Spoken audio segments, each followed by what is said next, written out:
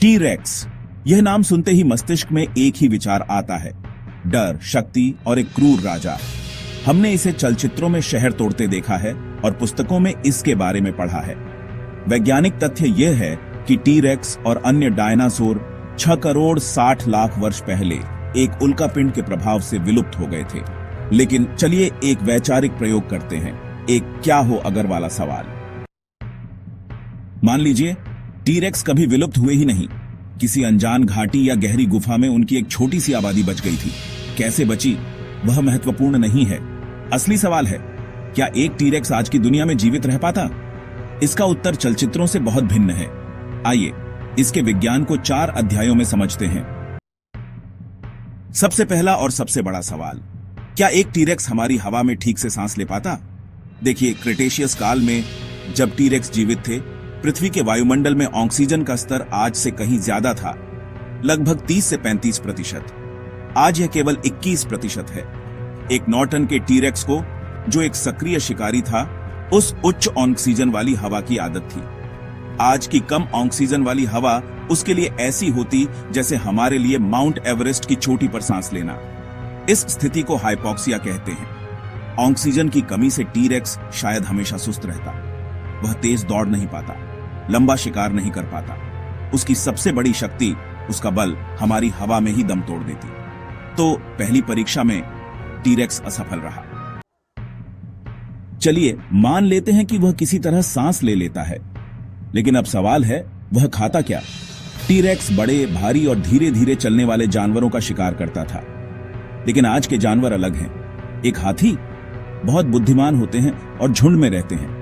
गैंडा, उसकी त्वचा बहुत मोटी और वह बहुत आक्रामक होता है। भैंस बहुत तेज दौड़ती है। ये टी-रेक्स के लिए आसान शिकार नहीं होते।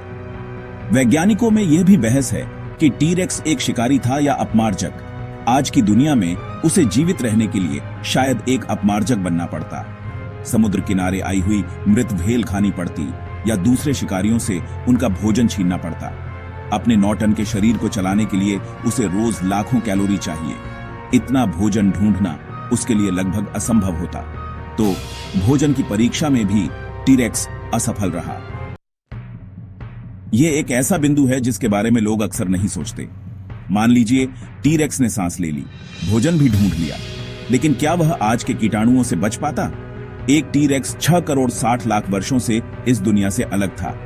उसकी प्रतिरक्षा प्रणाली पुराने कीटाणुओं से लड़ने के लिए बनी थी।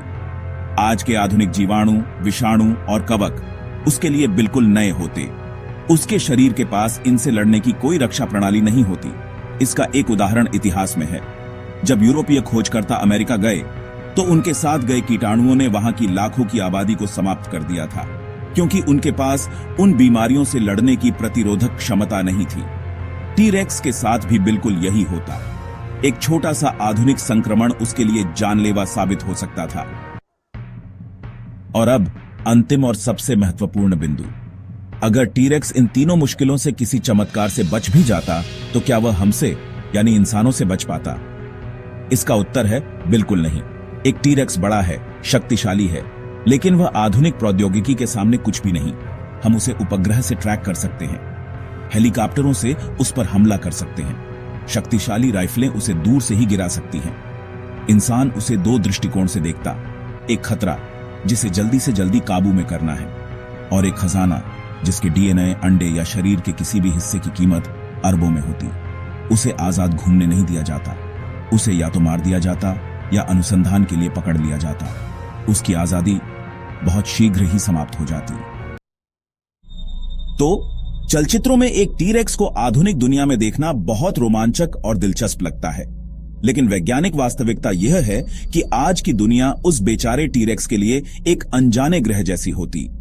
कम ऑक्सीजन वाली हवा, अनुपयुक्त भोजन, अनजान बीमारियां और सबसे बढ़कर हम इंसान, इन सब के बीच उसका जीवित रहना लगभग नामुमकिन था। शायद टी-रेक्स का इतिहास की किताबों में रहना ही उसके लिए और हमारे लिए, दोनों के लिए सबसे अच्छा है। आप इस विषय में क्या सोचते हैं? नीचे टिप्पणी में अवश्य बताइए।